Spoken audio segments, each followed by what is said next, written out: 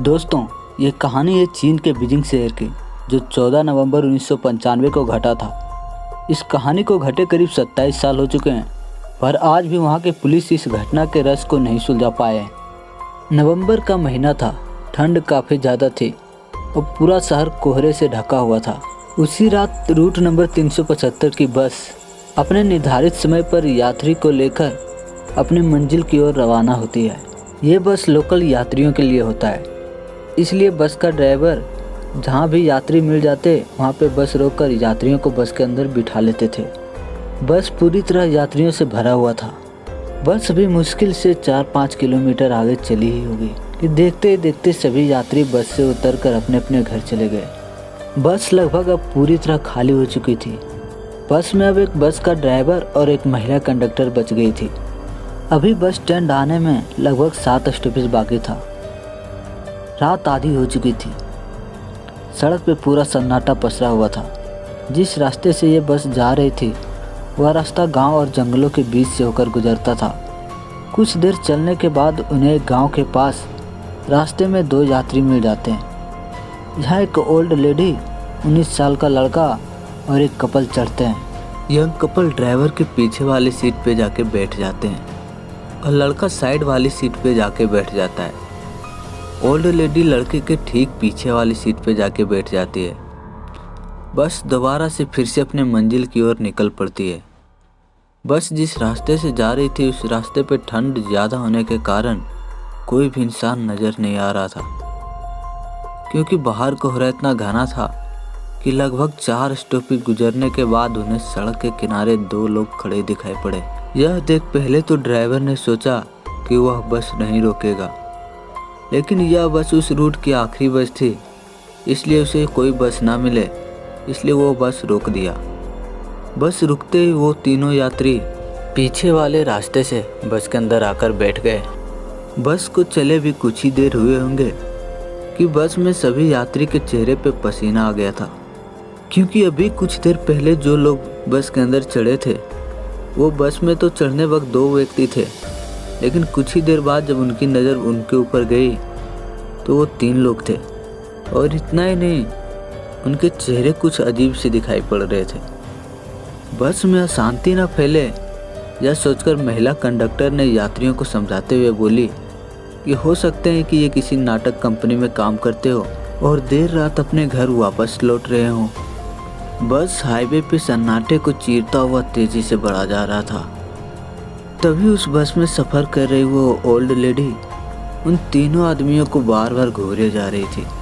कुछ देर बाद बस में सफ़र कर रहे कपल बस से उतरकर अपने घर चले जाते हैं। बस फिर से अपने मंजिल की ओर निकल पड़ती है। अभी भी ओल्ड लेडी बार बार मुड़कर उन तीनों आदमियों को देख रही थी। उस ओल्ड लेडी के सामने वाले सीट पर बैठा हुआ लड़का मस्त कोहरे वाली रात का नज़ारा लेने में व्यस्त था। करीब 2 से 3 किलोमीटर बस आगे बढ़ाई होगा कि तभी ओल्ड लेडी जोर से चिल्लाती है और अपने आगे बैठे उस लड़के को तमाचा लगाकर कहती है कि मेरा पर्स कहाँ है। यह देख महिला कंडक्टर ओल्ड लेडी के पास आती है और कहती है कि आपका पर्स इसने नहीं चुराया है, यह तो आपके सामने बैठा है। लड़का बार बार यही बोल रहा था कि मैंने आपका पर्स नहीं चुराया है, आप झूठा इल्जाम मुझ पे लगा रही है। लेकिन ओल्ड लेडी अपने बातों पे अड़ी रही और वह ओल्ड लेडी उस लड़के को पुलिस के हवाले करने की बात करने लगी। ड्राइवर और कंडक्टर के बार बार समझाने के बाद भी वह ओल्ड लेडी नहीं मानी और ड्राइवर को बस अगले स्टॉपेज पे रोकने के लिए बोली। बस रुकते ही उस बूढ़ी औरत ने उस लड़के का कॉलर पकड़ उसे घसीटते हुए नीचे उतारे। बस फिर से अपने मंजिल की ओर निकल गई। अपने साथ हुई इस घटना से लड़का बहुत परेशान हो चुका था। लड़के ने उस महिला से बोला कि मैंने आपका पर्स नहीं चुराया है, आप झूठा इल्जाम मुझ पे लगा रही है और आप हमें यहाँ पे कौन सा पुलिस स्टेशन लेकर जाएंगी, क्योंकि यहाँ पे तो कोई पुलिस स्टेशन नहीं है। तभी वो बूढ़ी औरत ने जो उस लड़के से बोली, यह सुनकर उस लड़के का होश उड़ गया। वह बूढ़ी औरत एक लंबे गहरे सांस भरकर बोली कि मैंने यहाँ तुम्हें पुलिस स्टेशन ले जाने के लिए नहीं उतारी और ना ही मेरे पास कोई पर्स था। मैंने तुम्हारे ऊपर ये इल्ज़ाम इसलिए लगाया कि तुम्हारी जान बच सके।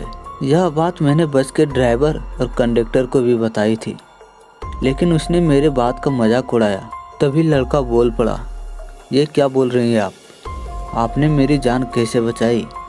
तभी वो बूढ़ी महिला बोली, याद है तुम्हें वो 3 व्यक्ति जो बस में हमारे साथ ही सफ़र कर रहे थे, जिनके चेहरे कुछ अजीब से दिख रहे थे? मैं पूरे रास्ते उन तीनों लोगों पर नज़र रखी हुई थी। मुझे वो तीनों लोग शुरू से ही कुछ अजीब लग रहे थे कि तभी उनके कपड़े तेज हवाओं के कारण कुछ देर के लिए उड़े। यह देख मैं डर गई, क्योंकि उनकी आंखों के जगह बड़े बड़े काले गड्ढे थे। फिर भी मैंने हिम्मत करते हुए उनके पैरों को देखा।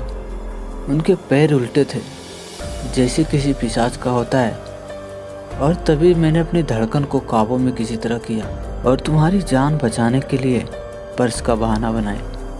काश मैं ये बात उस बस के ड्राइवर और कंडक्टर को भी किसी तरह समझा पाती, तो शायद उसकी जान बच जाती। उसके बाद उन्होंने पुलिस स्टेशन जाकर यह रिपोर्ट लिखवाने की कोशिश की, लेकिन उन्हें आंखों का धोखा हुआ है ऐसा कहकर पुलिस वालों ने उनकी कंप्लेन नहीं ली। अगले सुबह उन्हें अखबार के हेडलाइन पर बड़े बड़े अक्षरों में लिखा हुआ मिलता है कि बस नंबर 375 की नदी में गिरने की वजह से एक्सीडेंट हो गई है, और उस कंडक्टर और ड्राइवर को भावपूर्ण श्रद्धांजलि।